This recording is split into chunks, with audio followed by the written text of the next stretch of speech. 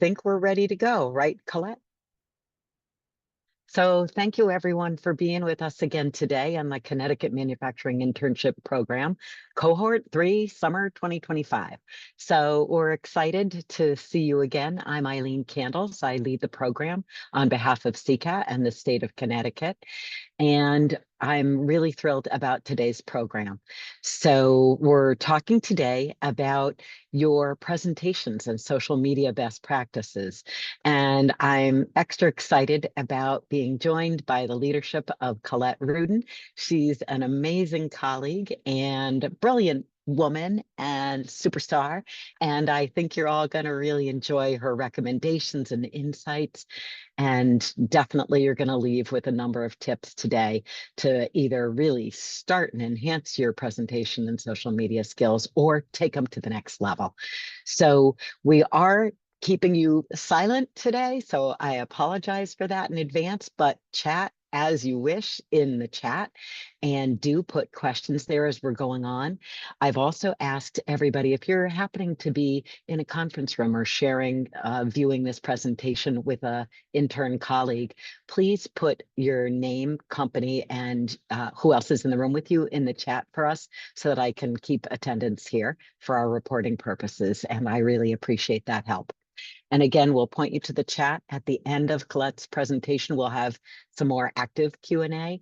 And then we will also, I'll go over at the end some upcoming events that are still to come in the month of July and very early August. So with that said, Colette, I'm going to go on mute and turn it over to you. Take it away. And thank you again for Thank being you. with us. Yes, thank you, Eileen. Hi, everyone. I'm so glad that you were able to make it today. I know that it's lunchtime, so I hope you are all enjoying lunch and hanging out together while you tune into this webinar. So with that, we'll get started. So my name is Colette Rudin. I'm a senior engineer here at CCAT, and I focus on technology and innovation. So what does that mean? I support our technology side of the organization as well as our talent and training side of the organization in developing out our programs and understanding what the manufacturing industry needs in order to grow, in order to advance, and how they can best adopt technology to improve their businesses. Our goal here at CCAT is really to support the manufacturing community in growing and becoming more efficient and really optimizing their business through upskilling of employees as well as technology adoption throughout their industry. So at CCAT, I am a senior engineer, but previously, before I came to CCAT, I've been here for about 2.5 years. I was a mechanical engineer at Otis Elevator Company in Farmington, Connecticut. So I was there for 3 years and had actually interned there for 3 summers, where we had to give final presentations for each of our internships. So a lot of what I learned in giving those final presentations during my internships is the information that I want to share with you so that you can take it back to your internship and really make sure that you are able to share out about your summer and about all of the accomplishments that you've made in a manner that reaches everybody that you might be talking to, whether it's an executive all the way to someone who's on the shop floor. So really trying to make those connections as help to support you in your professional growth as you go into the industry. So my background is in mechanical engineering. I went to Worcester Polytechnic Institute in Massachusetts. So I did my bachelor's and master's in mechanical engineering there and graduated in 2019. So I know some of you probably saw me at the Trump orientation kickoff for the internship program this summer, moderating the panel, but hopefully you can get a little bit more information about me during today's webinar. So with that, we'll move on to start talking about our first topic of the day, which is really focused on presentation best practices. So overall, I wanted to touch on 3 topics. First being myths of presentation slides. I think there are a lot of common misconceptions that we can really debunk so that you can improve how you share out your presentation at the end of the summer, whether or not that's written or in person or even virtual. The second topic that I wanted to focus on is really ways to improve your communication. So, what are methods that you can put into practice this summer that can help you to improve your communication methods? And then finally, the third topic is really tips on how to practice your presentation.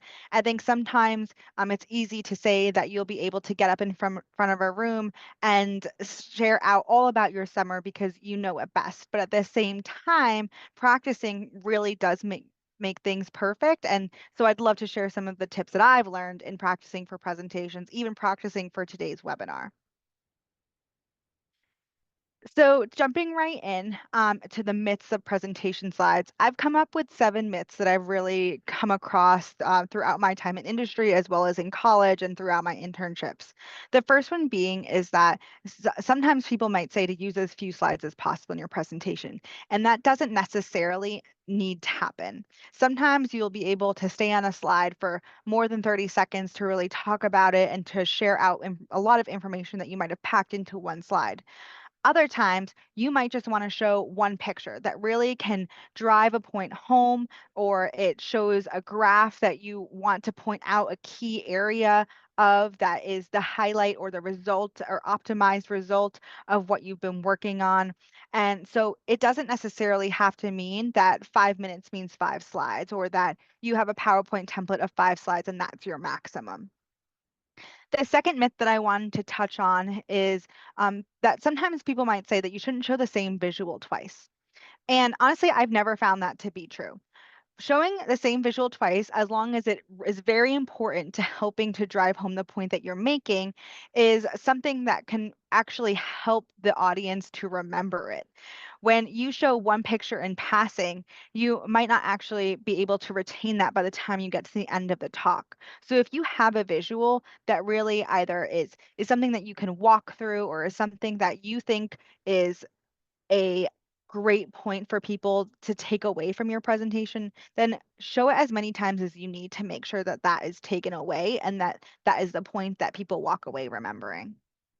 The third myth that I found is that the slides used to present should be exactly the same as the slide shared before or after the presentation. And I do not think this is the case.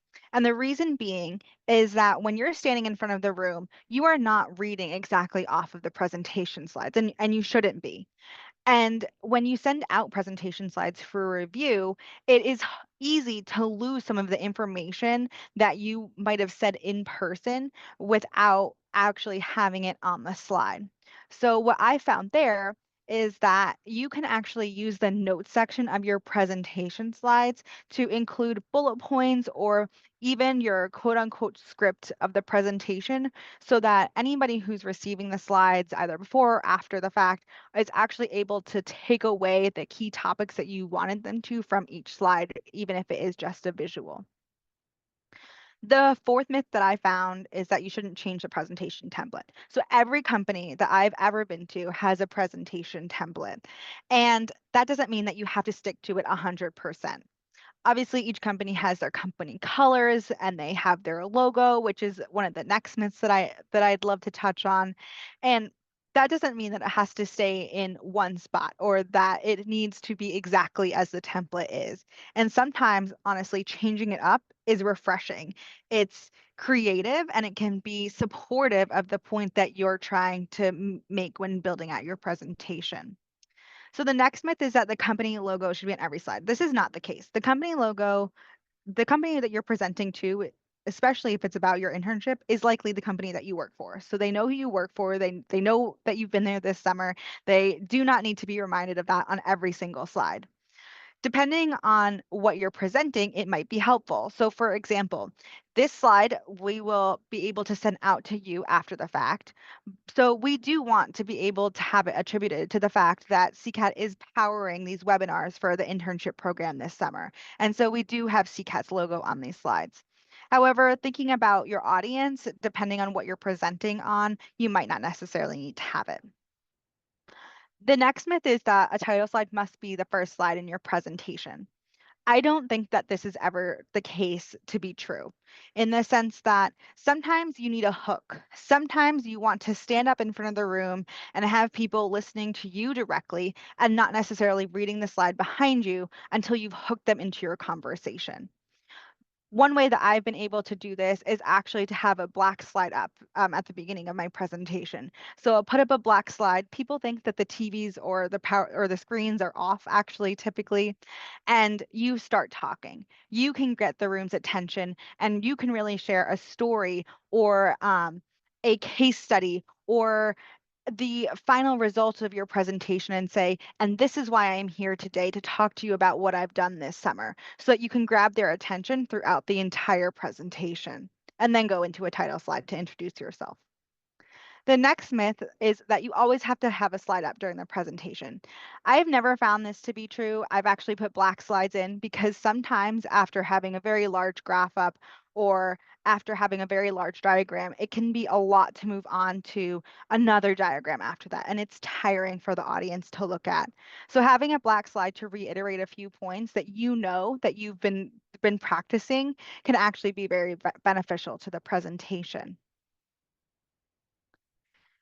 So the next area that I wanted to touch on were 4 ways to improve your technical communication. First, it's to be an audience-focused communicator. Know who you're talking to. If you are looking to present to only other interns, then the way that you share about your presentation might be a little bit different than how you share it out to the executives of your company. For example, an executive really wants to know, why was it important that I invested in you this summer? Why was it important that you were here? What impact did you made? And really, what was that return? What was your impact on the company? However, the interns that you're working with, they might be more inclined to want to know, what were you doing every day, right? We all go to our cubicles, we all work together, but what were your tasks every day? What did you learn? What was the overall progress and learnings that you got from the project that you worked on this summer? So really understanding what your audience might be interested in is always helpful when you're building it out. The second is to hook your audience right away. So I touched on this a little bit before when I talked about having a black slide at the beginning of a presentation.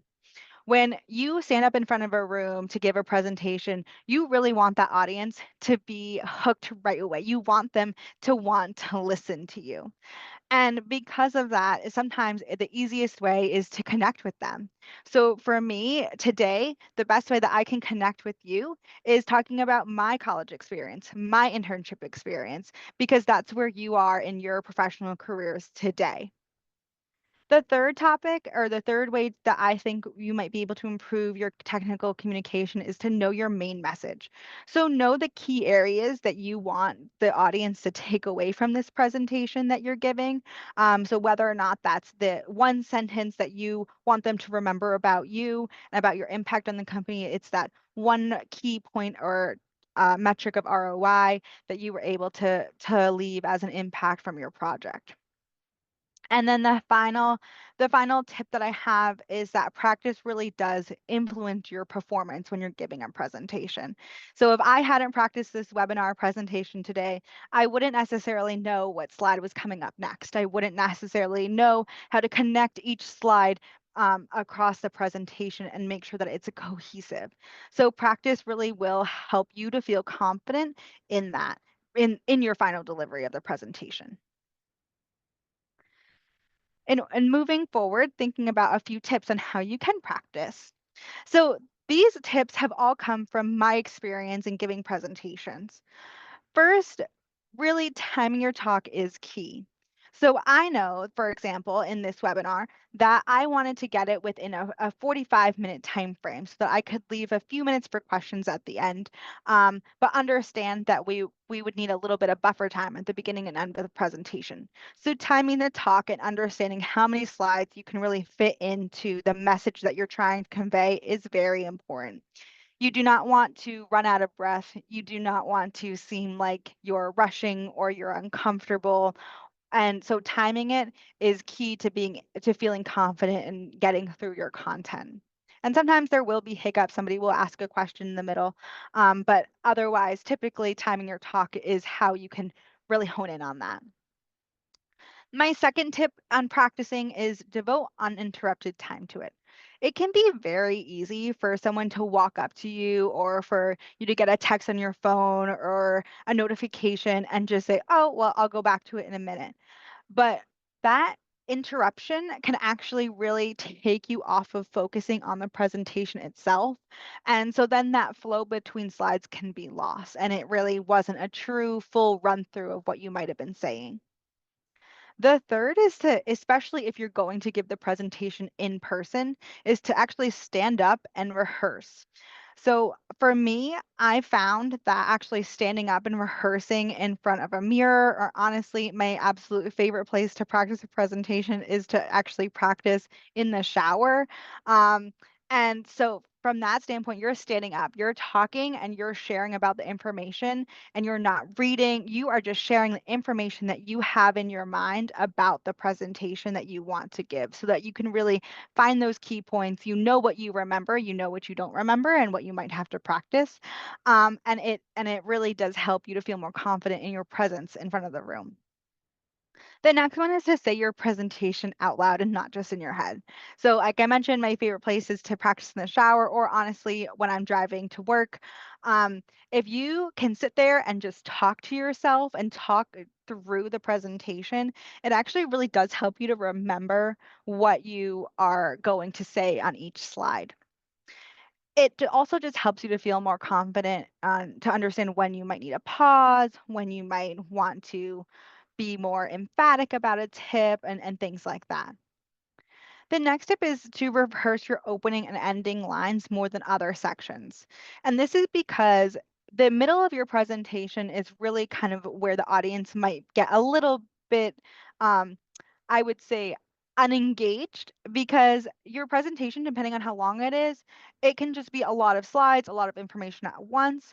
But what everybody will remember is your beginning and your ending. And you want them to remember that. You want them to know what the key points and the key takeaways are so that they can go back to somebody else and say, hi, I heard that Colette spoke about this topic today, and this is what I remember from it. And so those are your key points. That's what you want people to take away from the presentation. And they should be just about a couple sentences to practice. And then my last tip is to practice in a location that's similar to the actual presentation setting. So if you're giving a presentation virtually, then jump on a Teams call literally just with yourself and look at yourself so that you can understand how you might be coming off to the audience virtually. If you're going to be presenting in person, find a conference room that's empty for an hour, go stand up in front of that room and talk as if you have people in front of you. And I promise it will help you to be more confident when you stand up for your final presentation. So overall, I hope that we were able to touch on the three key topics of talking about myths for presentation development, talking about ways that you can improve your technical communication, and then finally tips on how to practice. So now I really want to move into talking about your professional presence and building your social media presence, specifically using LinkedIn. And this is because over the last few years, LinkedIn has become more and more important to making connections and to helping you build your network and keep your network, especially after an internship or after changing jobs, because it allows people to keep you in mind. It allows people to see you as you grow professionally and to not forget. Because there are many people in this world, there are many people in this field, but making sure that you stay top of mind can be helpful as you grow. So, as I mentioned, LinkedIn itself has really two key areas that can help you to build your confidence and your network. So, first, on the network side, we typically use LinkedIn to engage with other professionals, but it does help you to not only just engage one-on-one, but you can explore companies. You can learn about what they do. You can learn about what their major accomplishments are or their advancements in technology. You can talk to recruiters. So, especially using LinkedIn Premium, recruiters are always looking to understand where the next generation of talent is to fill positions that they're supporting to fill. you can apply for jobs. So actually applying for jobs itself is a wonderful tool that LinkedIn has because it's a one-stop shop. You can go, you can make a connection, you can learn about the company, and then you can apply directly to the job. And that really streamlines your application process when you're looking for a job and helps you to better understand what's out there without having to scroll through Indeed, which is a little bit more cumbersome. The other side of LinkedIn is also to help you build your brand. So, not everybody is as comfortable with social media as some people, but that's okay. That means that you're being authentic in who you are. And so LinkedIn actually really does allow you to find whatever the happy medium is in terms of using social media, but also being representative of who you are to companies. So if you really enjoy being out there, then you can be as much as you want to, or you do not have to, and that path is your choice, and everybody is very respectful of that because it truly is respected in the professional industries. So to jump into LinkedIn a little bit more, I wanted to give you sort of a step-by-step guide on how at least I've been taking a look at LinkedIn and how I've been able to build out my LinkedIn, which I actually think I made probably during my junior year of college, when I was starting to look at jobs and full-time positions, because it was something that was really taking off at that point and something that I felt that I needed to have. But honestly, you are all ahead of the game, especially if you're a sophomore in college, because I think that it actually helps you to have it earlier on so that you can begin to grow your brand earlier. So when I first made my LinkedIn was empty, it was blank, it didn't have a profile picture, it didn't have information. But as you grow, you are able to build that up. So the first step is to add a photo. Making sure that you have a photo of who you are is helpful because it helps recruiters to put a face to a name. They don't necessarily know who you are from looking at your resume, but that having that face to a name connection can really help you when they're making those final decisions because it's just a tangible way for them to understand who you are as a person. So you can see here, this is my LinkedIn profile. So I've incorporated my professional headshot from my job here at CCAT. And your headshot doesn't have to be professional. It can just be a picture that you have. You can go online. There are ways now to use just AI to change out your background if you have a picture that you love. Um, and then otherwise, you can also actually change your LinkedIn banner. So this is something that I've only done over the last probably year and a half. And it's because I really wanted to become more of a supporter of women in technology. And so, from that standpoint, I wanted to find a way that for me to share out that sentiment without being over the top, because that's not my personality. I don't necessarily go on to LinkedIn and use a lot of emojis. I don't go on and I don't comment on everything, but I did want to make that statement. And so I was able to make it using a banner on my LinkedIn profile in a more subtle way. So the next step is to add your industry. It really is important to add the industry that you're either interested in or looking to get into, because when recruiters are going online and using LinkedIn, they'll actually use that to scroll through and then understand who might be a good fit for positions, even beyond just looking at your resume. So I would recommend to choose that as well. The next is to create a compelling summary. So this is your elevator pitch of who you are, but on LinkedIn. So think about when you go to a career fair and you walk up to a recruiter and you say, "Hi, my name is Colette Rudin. I'm a senior mechanical engineering major," and you give your 2-minute elevator pitch. This is your virtual version. This is where you can share out who you are, but in a very short way, and share about your accomplishments as what you might be aspiring to in your professional world. So you'll see that I've created one for myself. So the first paragraph is really focused on my job now. What do I do at CCAT? What is my role, and what value does it bring to the company? My second paragraph is my previous experience. So that was when I was at Otis Elevator. What did I do? What was my background? And what was my engagement with industry throughout that time? Then the third paragraph was actually focused on a part-time position that I had been taking on while I was at Otis. And I keep that on there because it's all about technical communication. It was all about going out to engineering and technical companies and sharing out how to give presentations to scientists and engineers. And I loved that job. And so it's important to keep the areas that you love in this about section because it really does say something about you and it helps others to connect with you on this virtual platform. And then finally, I did want to include that I am a proud Latina in engineering and that I do want to be a role model for the next generation because I think that it's something that sets me apart from others and is something that many can connect with as they are growing themselves. So step 4 is to really detail your work experience. This is where if you have a resume, you can take some of that information and put it onto LinkedIn itself. And it's where you can share where you've worked, who you've worked with, and really make those connections and share about the specifics of what you worked on at a company.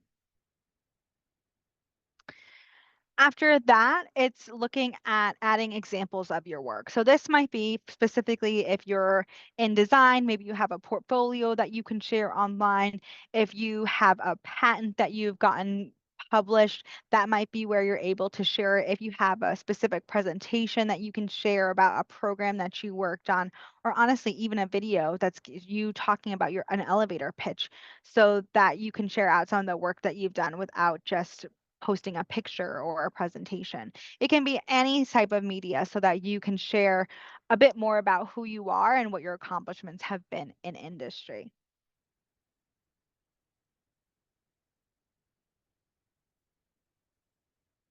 So the next is to add volunteer experience. So I personally don't have a ton of volunteer experience outside of my professional career, but many people do. And so we did want to just include this tip because it is something that can help you to share out who you are outside of just your professional work. And then next is to make sure that you post original content. And this does not mean that you have to go crazy and create new logos for yourself or designs or put together photo collages. Like that's what professional companies do. And nobody's expecting you to be a professional designer when you're looking to post original content on LinkedIn. But you can see on the right-hand side of the screen that for me, what I wanted to do when I was thinking about posting original content was you'll see that CCAT actually posted about me speaking on a panel that was at Southern Connecticut State University. And so I wanted to repost this because I wanted to share, first of all, a thank you to the hosts of the event so that hopefully they'll invite me back, but also because I wanted to share that it's really impactful for me to be on panels like this to the professional community because there are others who might be looking for panel participants. They might be looking for someone to come speak at an event. And it's important to share with the professional network that you have that you enjoy those activities so that then when something else comes up, they'll think of you as an option. When you're talking about increasing engagement, other ways that you can engage is to put comments on people's posts. So, for example, you're all obviously have an internship this summer. So, when somebody posts about a job that they've gotten or an accomplishment that they made this summer, you can comment and say, "Congratulations. Hey, I'd love to learn more. Let's stay connected after this summer." And those networking connections are very impactful. And then you can also like or celebrate any other posts from others on LinkedIn. And one thing about posting original content also is that it helps you to just have your name come up more often on LinkedIn so that others in the network can really see that you're engaged. So, one tip that I have for each of you as you go throughout your summer is that LinkedIn does have the QR code tool where you can open up your LinkedIn, click the QR code tool, and then it'll just pull it up so that all you have to do is scan it with your phone, and then you'll be able to connect with whoever's profile you just scanned. And it's quick and easy. It's a great way to stay connected with people. And I would also encourage you to connect with as many people as possible. And this is because I think it really does help you to create a network of your own as you grow professionally. So I know that for me, mentors have brought me into their networks, but also because of that, I've been able to grow my own, and that has helped me to become more confident in my professional growth and my potential path in the industry. And then just to wrap up the webinar today, I really wanted to share more about what we have available to you as a resource. So we do have a private group on LinkedIn that's for the Connecticut manufacturing interns. And so you can just put in the name CT space manufacturing space interns into LinkedIn and it should come up. If not, you can connect with me directly and I can point you to it. But this is where you'll be able to find a list of others who might be in the program because you'll be able to see the group members. You'll be able to see some members who actually were past interns in the program and now have full-time positions. And honestly, the network that you create while you're an intern can be very impactful as you grow in your career. So for me specifically, some of the people that I had interned with in the past are still friends of mine. One, I actually went to her wedding last year. So it's something that will help you to grow together as you stay interns, take on full-time positions and grow in your careers and really have someone else cheering you on that's seen you grow with them. And so I think it's a wonderful experience to have is to really pull your network together and to start now. There's no better time to start than while you're having an internship over the summer. So if you have any questions or if you need any help with that, you can obviously come to us and we're happy to support. So with that, I think I will open it up for any Q&A. Eileen, is there anything in the chat? So, hey, Colette, that was awesome. I am not seeing any new questions yet in the chat, but we can give it a moment. And, I don't want to ask a loaded question of the audience, but if you are that person who doesn't really have a LinkedIn profile built yet, there's no shame in that. Just take what you heard today and hopefully use all of Colette's awesome pointers to build yourself the kind of profile or to revise the profile that you already have. And definitely, once you start building it, if you need to reach out to either of us, feel free to do that. And know that also we are going to be sharing out a recording of today's presentation. So if you'll want to replay it, give us a couple of days, but probably by Monday of next week, maybe Tuesday, we'll have it accessible and you can find it on the internship website. And I'll refer to it in a future email blast to all of you when I send out my Monday morning blast. So there's that. And there is a question now, Colette. Maybe you can see it in the chat or Great. I can Yep. read Yep. it to I you. can see it. So would you say any connection is a good connection, even though if they're not in your intended field of work? Yes, I would say any connection is great. And so that is because you never know where a connection can help you make another one. You never know what opportunity they might come across or what you might want to grow into in the future that might not be on your radar today. So, for example, at least for me, I have a sister who is in a completely different field of work than I am. Um, and so I have actually a lot of connections from her as well.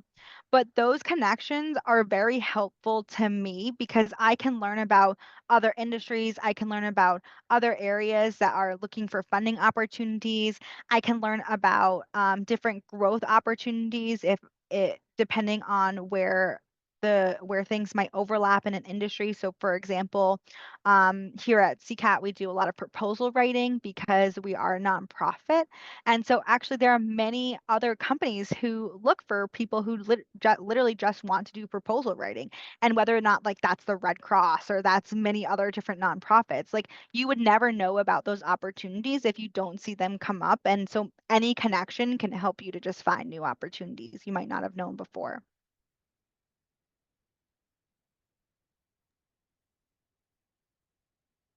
Any other questions from our audience? First about LinkedIn, and then I wanted to also discuss a little bit about your presentation tips.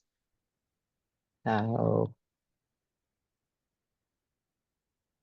not seeing anything else yet. But thank you so much, Colette. And I know, and I'll echo for you again, definitely for everybody on the phone, you should link in with Colette. You should send her an invite to connect after you set up your profile, especially with her deep breadth of engineering positions and background. And again, then once you're connected with her, you'll be able Mhm. to see her connections. And So it can then go layers deep. And then I do see there was another question in the Q&A section that someone goes along with the Oh, new good. question in the chat. So if we're applying to internships through the links that companies post on LinkedIn, what is the best way to get connected with people who have a large say in our application process? I would say do your research. So if you see that the position is posted in a specific group, so like let's say you're looking at CCAT and there's a training position open, like you would know that that's in our training group. So you could go on to LinkedIn and look at the Connecticut Center for Advanced Technology, look at the people that work there, and then try and find someone else who might be in that company that's in that department and that has a similar role or might be able to connect you with the person that's hiring. Because then you'll be able to say, okay, now hello, like my name is Colette and this is what I'm interested in, this is why. Can you please put me, are you the right person to talk to? Can you put me in connection with the right person? And it's just putting a face to a name really will get you over that hump of having that first call. And then how do you get recruiters to respond to your questions? I would say typically a recruiter, if they will have their phone number as well as their LinkedIn on there. And honestly, I found that the best way to get people to respond to you is to call them. I think that we've become very comfortable with sending emails or sending messages on LinkedIn, but phone calls actually put you like help you to stand out now because it isn't as typical to do that. So it helps you to stand out and get them to respond.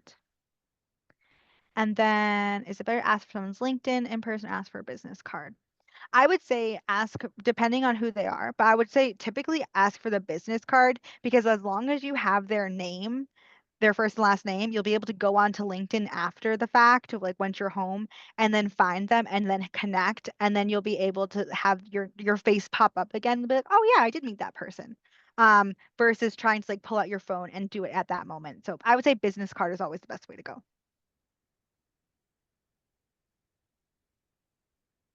And I would agree.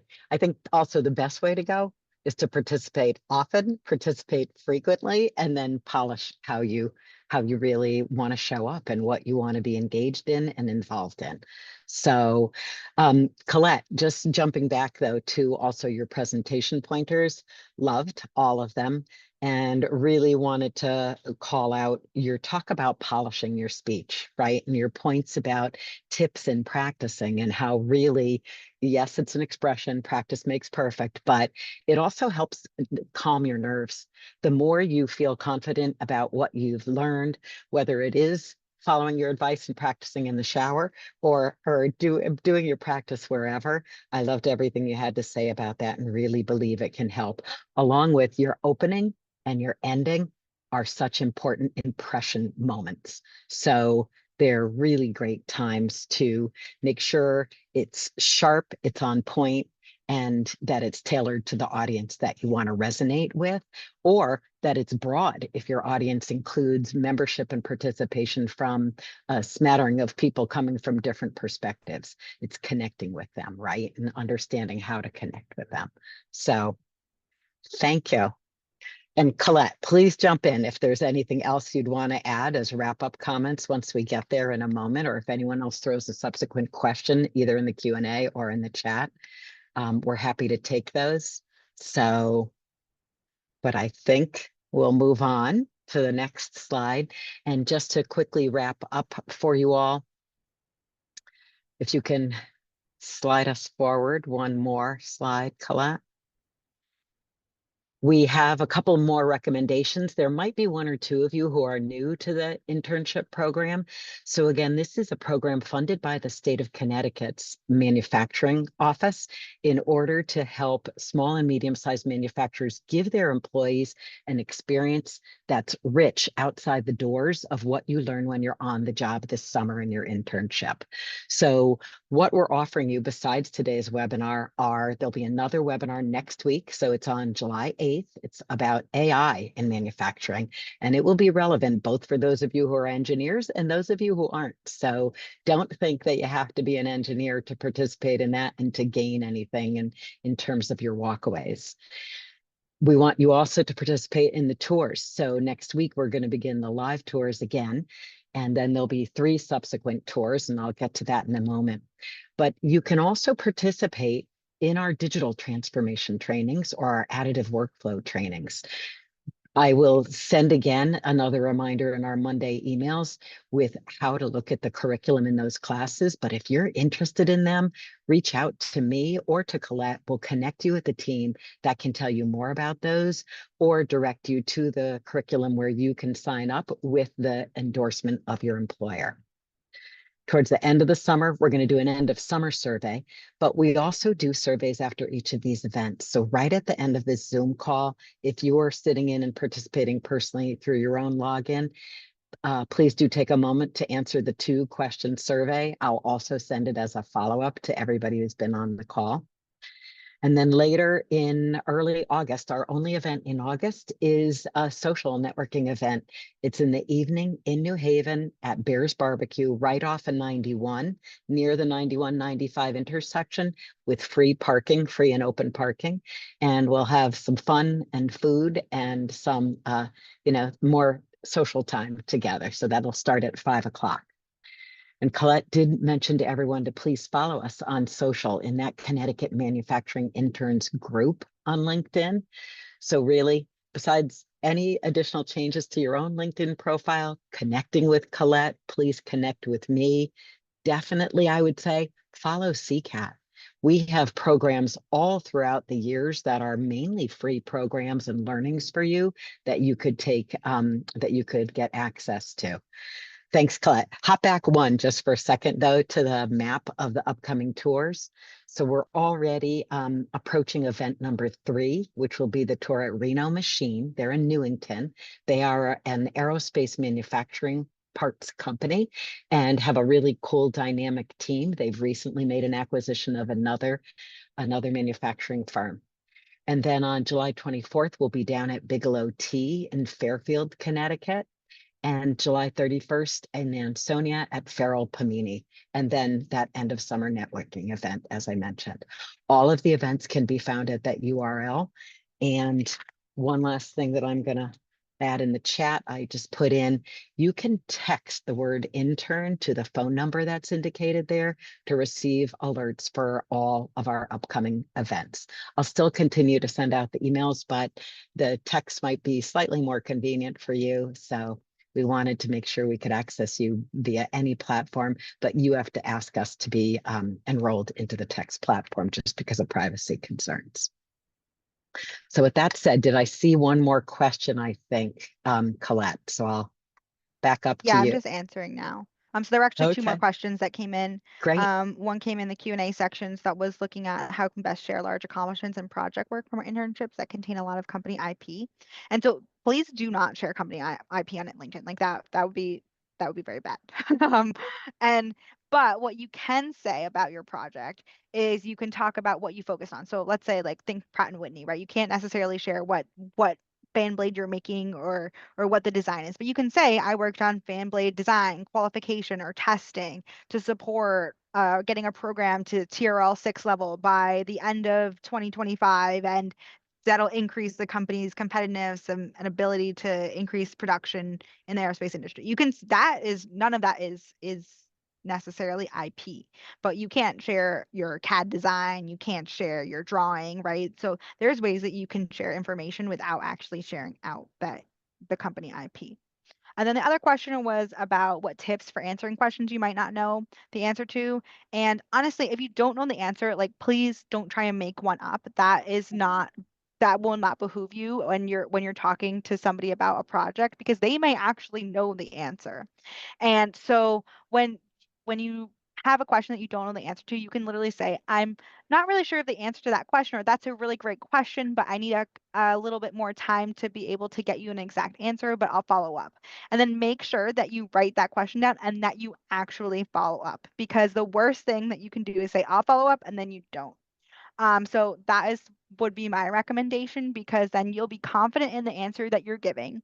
You won't have any secondary follow-ups that might second guess what you said, and you'll be able to actually have your face back in front of them after the fact, after you finished your presentation. Colette, these are all great pointers, great advice and ideas. I have another question for you, though, and it's pertaining to something else that you've mentioned when you talked about how you are someone who both has helped others in the next gen and people younger than you or earlier in their career paths than you. How would you recommend that the interns seek mentors? And when you have in your life, how have you identified what are the traits or who's the person that you are interested in connecting with? Yeah, for sure. So I think that the best way to go about finding mentors is to really get out there and ask people about what they do. So I would say that anybody in any company is always very excited to share about what they do on a daily basis. And so like if you come up, if let's say you're an intern here at CCAT and you want to come up to me and ask me about like what my daily work is, what do I work on? I would love to share that with you so you can better understand what opportunities are out there. And anybody else that I know in industry would be willing to do that as well. So I would say that's the best way to start getting connect with people in your company. And that can even be like a 30-minute like informational interview so that you can understand their job better if you need it to be more formal. So then for me, when I've been looking for mentors within my career so far, honestly, it's been a lot of finding people who I can laugh with. So anybody who works with me knows that I laugh really loud and that I'm always excited about my day. And so finding people that can connect with me and that can really support that positivity has been really important to me. But also finding people, honestly, that have been helpful in my project work and have really kind of like guided me along have been the most impactful. So I always talk about this guy who I worked with at Otis, who I still talk to. We see each other probably like once every couple months. And he was my work dad, quote unquote, right? And so I could ask him about anything work related, life related, and I still do. And he's retired now from industry. But at the same time, it's just having someone who's objective but also knows you as you've grown throughout your career, it's helpful because they can really see you as you've progressed and help you understand what might be the best fit to move next. Like what might be the next step for you, just from an objective outside perspective. Love that. Love that. And what I'm going to say to everybody here, because I could be Colette's mom, I'm not, but I could be, um, is that it's really, really cool as your work life goes on to be mentored by people who are much earlier in their careers than your experience or age might be, and to know and appreciate that. So I'm here humbly to say Colette is one of my mentors and one of my sponsors that I turn to for tasks or technical insights and knowledge as I'm designing or tailoring panel speaker remarks and different work that my job is involved in.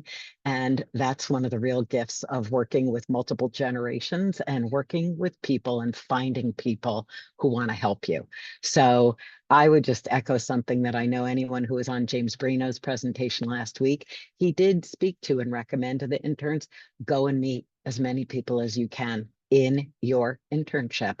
Don't think of it as only you have to be responsible or limited to the supervisor that you're directly reporting to or the department that you're within. And if you're in an organization like I know PTA Plastics is fabulous about having you interns work around the organization and be intersecting with lots of different departments. But it's to your benefit, even if you think you don't plan on pursuing that study or pursuing that type of role, it's definitely to your benefit. So thank you. Thank you so much, Colette. Like I mentioned earlier, we're going to be sharing Colette's great tips and pointers out via recording. That'll probably be early next week. And I look forward to meeting and seeing many more of you on some of the next events. Any questions, feel free to drop us an email or direct message us if we're already connected on LinkedIn. And thank you so much again, Colette. And to everybody, have a really happy 4th of July and a great long weekend. Thank you for coming. Thank you so much. Take care.